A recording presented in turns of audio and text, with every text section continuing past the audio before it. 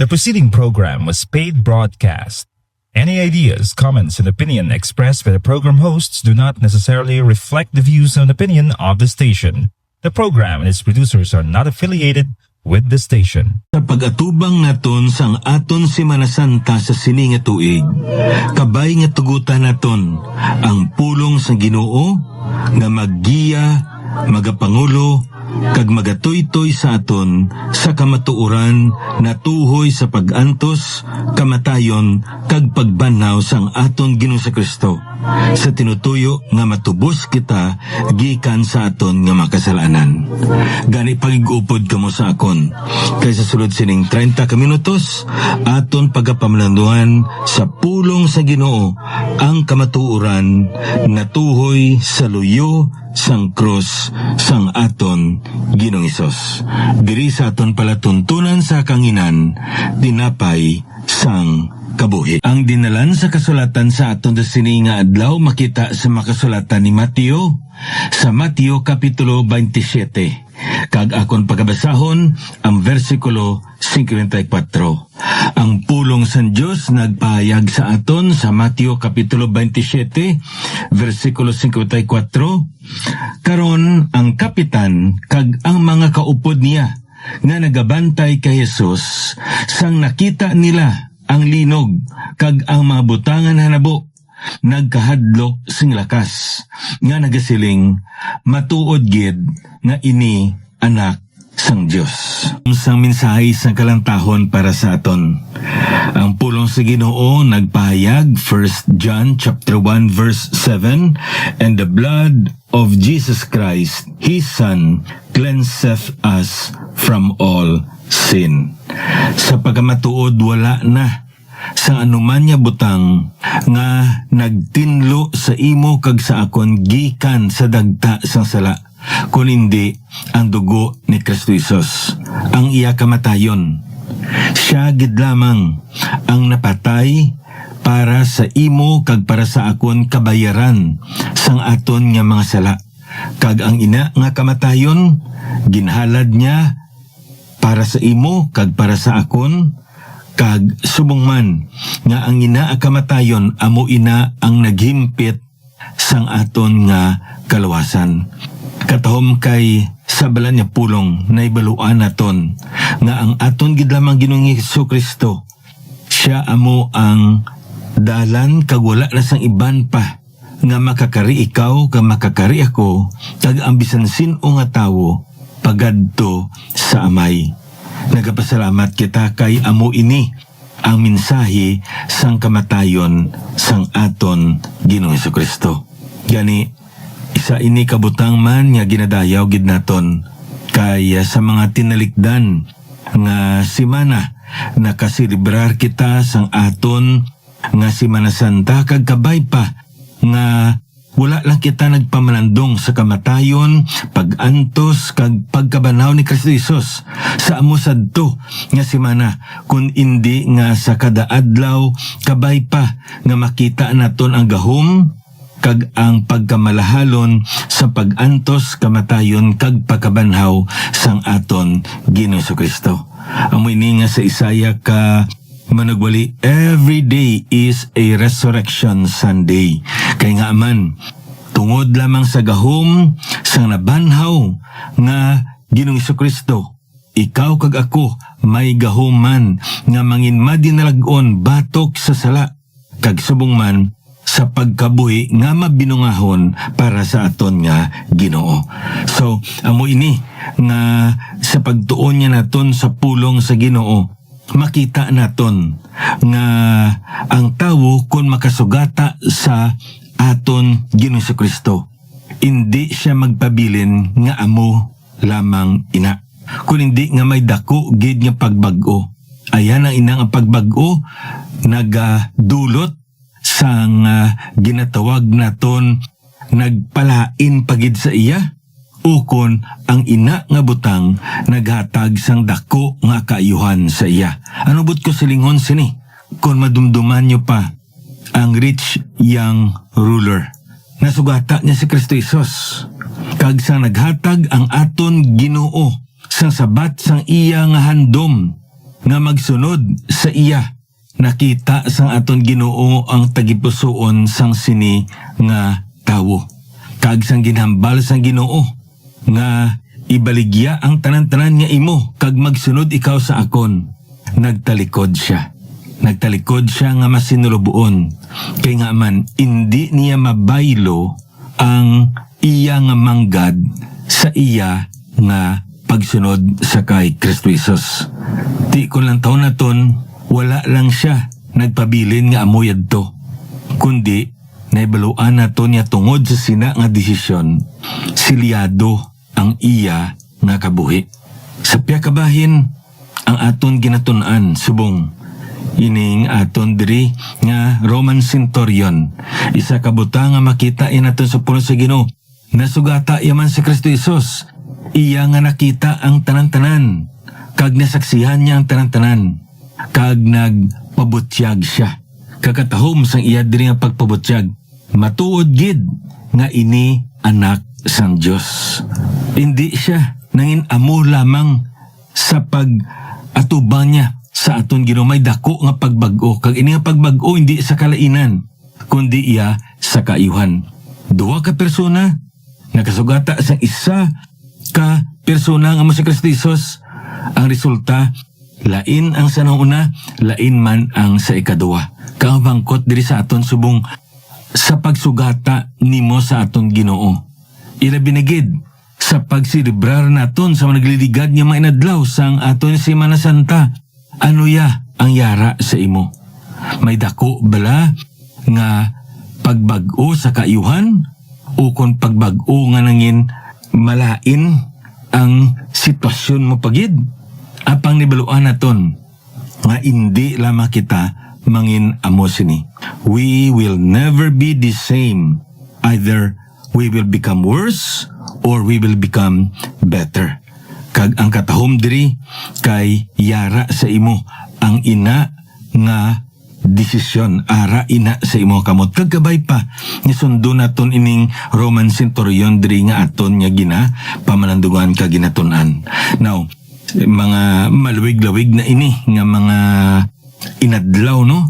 I think ikatatlo na ini nga series naton parte sa Roman centurion. Kag aton ini pagatakpan sa sininga pagpamlandong naton sa pulong sa Ginoo. Kung inyo pa nga madunduman, si Joseph of Arimathea, isa kabutang nga makita naton, nasugata niya si Kristo, kag may dako ang pagbag-o siya kabuhi. From fear to faith. Wala naging pakita ang iya nga pagka maminatudon nga sumulunod ni Kristo Jesus. Apang sang iya nga nasaksihan ang pag-antos kag kamatayon sang aton ni Ginoo. Naghimo siya sing tikang. Kag ang iniya katikang, tikang sa pagtuo. Kag makita naton ang iya kabuhi ng inimplo para sa aton. Now, ang iniyang Roman centurion, anong makita naton diri sa pulong sa Ginoo? From confusion to confession. Amo ni makita naton diri. Kaya nga aman, nagalibog diring ulo niya. Sa kadamo sang buta nga iya nga nabatian, sa kadamo sang buta nga iya nga nakita, saksi sa sang tanan-tanan. Kakatahom diri kay kun aton niya naton sa pulong sa Ginoo, masapuan naton nga naghatag siya sang iya nga pagpamatod. Kag sa napatay ang aton Ginoong Kristo, ang ini nga pagpahayag niya, masapuan naton kag aton nga makita kung ano kabilidhon ang iya diri nga pagpahayag. Truly, this was the Son of Man. So paano ini? Naaamo ini ang iya diri nga confession, ang iya nga pagtuad, ang iya nga pagpahayag. Sa ginambal naton, hindi lang niya nga nakibot siya. Hindi lang niya kaya na gulpihan lang siya. Nga agin pamulong niya ang ini nga butang.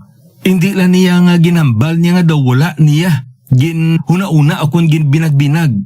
Kung hindi, kung lang taon niya naton sa pulo sa Ginoo, nangin saksi siya. Sa madamo nga mga butang, kag nga nagpahayag siya sang sini nga pahayag. Truly, this was the Son of God. Paano nga ginhambal niya ini? Una nga nakita naton the review of Pilate. Di ba? Gin-review ni Pilate ang akusasyon sang mga Hudiyo. Ila binigid ini mga religious leaders batok sa aton Ginoo. Matthew chapter 27 verse 18, Matthew chapter 27 verse 19, Matthew chapter 27 verse 23, Matthew chapter 27 verse 24. Anong makita naton dira? Kung lantaw naton sa pulong sa Ginoo, ina tanan-tanan nagapayag nga si Kristo mataro nga tawo, kag wala siya sing butang nga ginhimo nga malain nga takos nga patsyon siya. Kung sa aton patungod sa iya sala, silutan siya, pinahan siya sa kamatayon. Amo na makita naton diri sa pulo sa Ginoo, kag ayhan ara siya sa kilid ni Pilate, ang ining Roman centurion, ang iniya kapitan, samtang nagapamulong si Pilate sa mga religious leaders. Kag nagabais ang religious leaders sa paghukom ni Pilate. Kag ari pagid. Dudumo na to, no? Nga ang ining Roman centurion, bodyguard ini siya. Upod ini siya ni Pilate. Kung sa aton pa, yara siya sa idalom sang pagdumalahan ni Pilate bilang gobernador. Si Pilate sa sina mismo nga tion. So nakita niya nga sa pagkamatuod insaktugid ang ginhambal sang akon boss na tuoy sa sini nga tawo. Kag-ari pagid. Look at the response of Jesus. Nakita niya kung paano sang aton Ginoong Kristo ginatubang ang ini nga akusasyon niya. Ginantos niya ang hindi maayo nga akusasyon sa iya. Una sa tanan, hindi pwede dapat nga magtipon ang korte sa kagabihon. Ginadumilian ina. Apang yari, ang aton Ginoong Kristo nagtipon si Ana, si Caiaphas, kag ang Sanhedrin sa kagabihon agod sa pagpamatbat sa kay Kristo Jesus. Ano pwede makita naton? Ginantos niya, ginbatas niya ang pagmulay, ang pagsakit sa iya. Kag sunod sa makita naton diri sa pulong sa Ginoo, kung inyo ina nga mabasahan sa Lucas kapitulo 23, kag bisan pa sa Mateo kapitulo 27, kag sa Marcos kapitulo 15, makita naton nga naghipos dira ang aton nga Ginoo. Amo inamak sa puwan naton diri ang mga katawan mismo na tingala sini. Apang naibaluan naton nga ang paghipos ang aton Ginoo hindi ni tungod guilty siya, kun hindi naibaluan niya nga dapat iya itugyan ang iya kaugalingon sa kabubuton sang amay agod mahimpit kag matuman ang tinutuyo sa pagtubos sa tao gikan sa iya nga mga kasalanan. Ayan, madamo na sang mga crucifixion ang ginadministrar sang sininga kapitan o kung sa sininga centurion diri. Apang nakita niya nga may kinalain gid. Kag sa tunga sini, ayan ang iya dra nga mga soldado. Naghimo man sang ilaya nga katungdanan. Nga amo ang paglatigo, ang pagkastigo sa kay Ginoong Kristo. Kag tungod nga ginakabig siya nga hari sa mga Hudiyo, ginbutangan man nila sang korona nga tunok. Kag ginpakunupan dira. Kag kung nantaw niya naton sa pulo sa Ginoo, yara siya nga nagatanaw sini. Kag sa nagakabit ang Ginoo didto sa krus, ano ang una niya? Nga ginpamulong, Father, forgive them for they do not know what they are doing. Mercy, kaluoy, amo ina makita naton. So hindi lamang nga nakita niya ang pagbatas sa aton Ginoo, iyaman nga nasaksihan ang paghipos ang aton Ginoo sa tunga sa mga nagakalinlain nga mga akusasyon nga hindi amo sa iya. Apang nakita niya ang tagipusoon sang aton man nga Ginoo samtang nagakabit didto sa krus. Ang nauna nga ginpamulong niya amo atong pulong sang pagpatawad. Sa kadamo sang pwede niya mahimo. Pwede niya man mabalusan sang ayhan sa buyayaw sa mga katawan nga nagabuyayaw sa iya. Kagyugotaon niya man ang katawan nga nagayugota sa iya. Pwede niya man mahimo apang wala ato ginimo sang atong Ginoo Kristo. Kag nakita ato sang sini nga kapitan sa sini nga Roman centurion. Kag anong katapusan nga pulong nga ginpulong sang aton nga Ginoo. Father, into thy hands I commend my spirit. Di ina nga pululungon, pagtugyan. Kung sa aton pa, di natin makita words of kamital. Gintugyan niya ang iya kabuhi sa iya nga amay kag nabatian inisang sininga kapitan o kung sa sininga centurion diri. Kag iya man nga nasaksihan ang kamatayon sang aton nga Ginoo. He gave up the ghost.